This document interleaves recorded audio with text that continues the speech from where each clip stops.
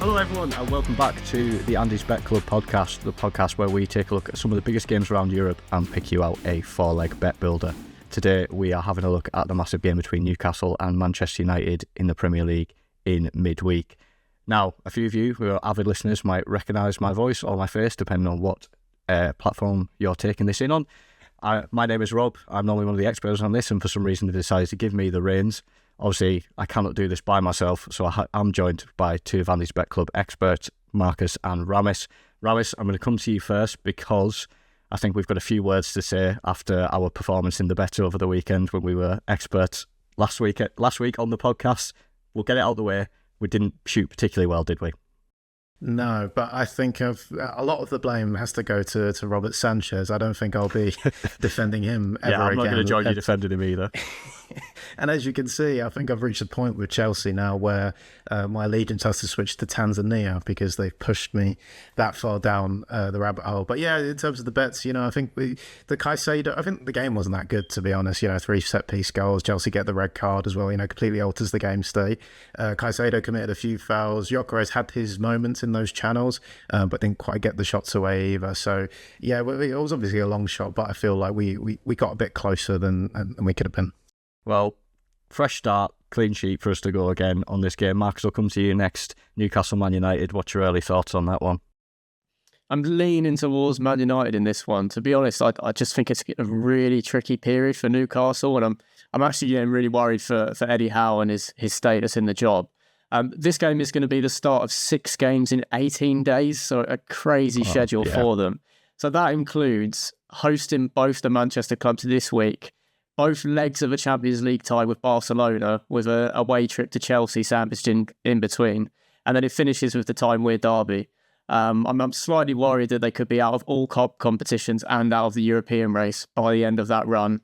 And they got to do it without, in my opinion, their best player and captain, Bruno Guimaraes. So there's a slight end of an era feel potentially coming into this one at Newcastle.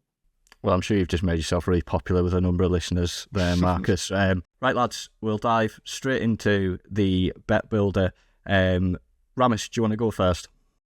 Yeah, so me and Marcus have gone for Benjamin Šeško to have 2 or more shots at 1.36.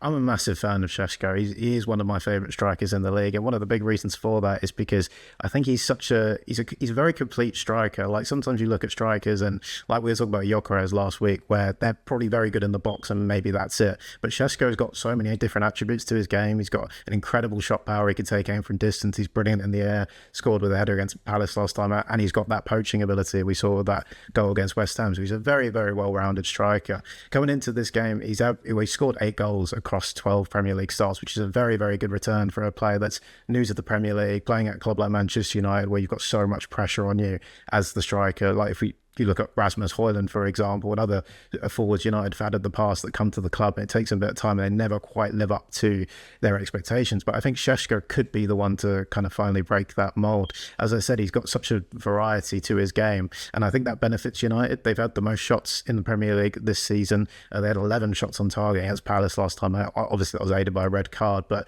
Šeško obviously scored in that game, had 4 shots in that game as well. And I'm always big on strikers when they're coming into a game with a bit of form. Šeško scored in each of his last 3 games. He's only started one of those as well, which was against Palace last time out. So I think Carrick now trusts him a little bit. In the early games, he was playing in Buemo up front, but now I think he's going to go with Šeško, and I think that form and that confidence will help him get over the at least 2 shots in this game.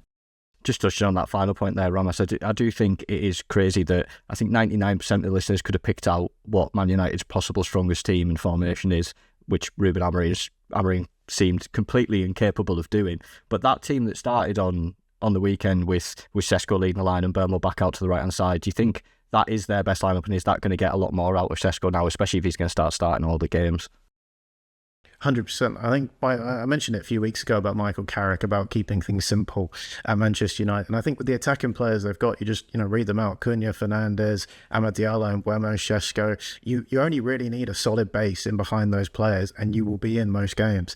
Even if United are 2 or 3 goals down in a game, I still think they've got a pretty decent chance, just purely based off the individual quality of those players. So I think Carrick has recognised that in a way that Amorim probably didn't, and he set up the team to get the most out of those individual players. Perfect. Well, we'll lock that in. Benjamin Sesko, 2+ shots is the first in the bet builder. Marcus, do you want to run us through the second choice we've got here? Our second pick is Man United or draw in the double chance market at 1.5. This is a bet that has landed in exactly half of Newcastle's home league games this season, where we've seen actually a bit of a drop-off of how efficient they are at home.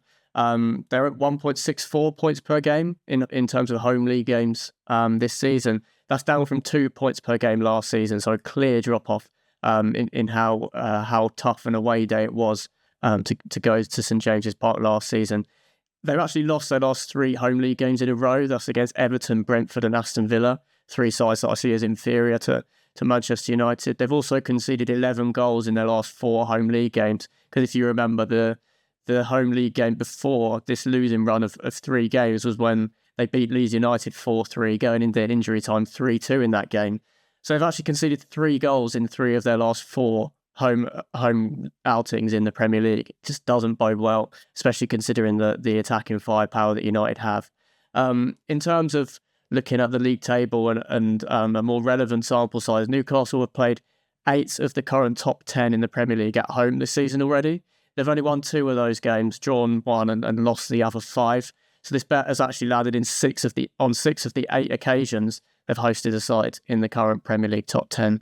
As I mentioned, the schedule, the injury list, I only see one side in the ascendancy coming into this one. Some pretty compelling arguments there, Marcus. One thing I would say as well is that we're talking about Man United maybe figuring out what their best team is. I look at Newcastle now and I'm unsure if Eddie Howe knows exactly where he's meant to fit everyone in, especially the summer signings. Like, he's kind of put Walter Marder into midfield, doesn't seem to trust him as a striker. You know, we've had the back and forth with Alanga. Personally, I don't rate him at all. You know, you end up with Jacob Murphy back in the side. It's just a bit of a mess, isn't it? Yeah, I think something where Newcastle have competed at their best in the last few years has been when they've had their strongest 11 fit. I think the players that are coming off the bench and the kind of second 11 has never really matched up with the type of size they've been competing with towards the top end of the Premier League table. The injury list has exacerbated that. It's got way harder with the Champions League this season. We even saw last time they were in the Champions League, it was the lesser format, and it still really impacted their league form. So yeah, they're probably a good few transfer windows, in my opinion, behind getting to a position where they can compete on 2 fronts. Right, we'll move on to the next one. Ramis, back to you. What are we going for next? We've gone for Nick Pope, or Newcastle goalkeeper, to make 3 or more saves at 1.5. So this is a selection that came to mind from one of the podcasts we did in the past. I was listening to, and Marcus brought up a stat about Pope against big teams, and Newcastle generally, as he just alluded to, against big teams. They've tended to struggle this season at St James's Park, and that's reflected when you look at Pope's save numbers in the Premier League. So he's averaging 3.07 saves per 90. It's just under 70% save percentage, was forced into making 5 saves against Manchester City recently. And even though Newcastle struggled against Everton, he was also forced into making 2 saves in that game as well. Some very questionable saves, though, we might add. Not his finest performance. Not his best stuff, that's for sure. But I think that's reflective of Newcastle's kind of defensive issues as a whole. They haven't kept a clean sheet in the last 11 games. And if you actually look back at their record across the season, there's been loads of those spells where they've gone 5, 6, 7 games without a clean sheet. So this is something that Eddie Howe hasn't really managed to get down yet. As I mentioned, United take more shots than any other side in the Premier League. They had 11 shots on target against Palace last time out, drew 9 saves from Dean Henderson. So this is a side that is more than capable of getting a high shot on target count and testing Pope quite regularly.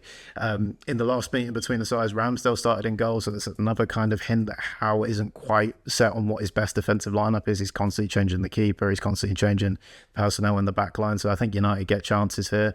Ramsdale was forced to make 3 saves in that game. United won 1-0, and I can see a similar sort of game panning out here. Obviously, me and Marcus have gone for quite a pro-United sort of bet builder, but I think there's plenty of reasons to back him in this game. I also wouldn't be putting you off backing United to win this game. I think there's plenty of opportunities for Newcastle to collapse here. I think it could even turn toxic at times in the stadium. They'll greet with a chorus of boos at the end of that Everton game, so I can see things turning quite toxic pretty quickly. Yeah, it does kind of feel like a bit of a meeting between two sides, kind of going slightly in opposite directions, even as you say, Ramis with the fan base. I've seen Carrick's now got the joint best points total from his first 9 matches, which includes his previous stint as a caretaker. Bit of trivia, lads, who's the other manager to be joined on that record? Best points total from the first 9 Premier League games. Got to be Ollie, is it? No, it's not.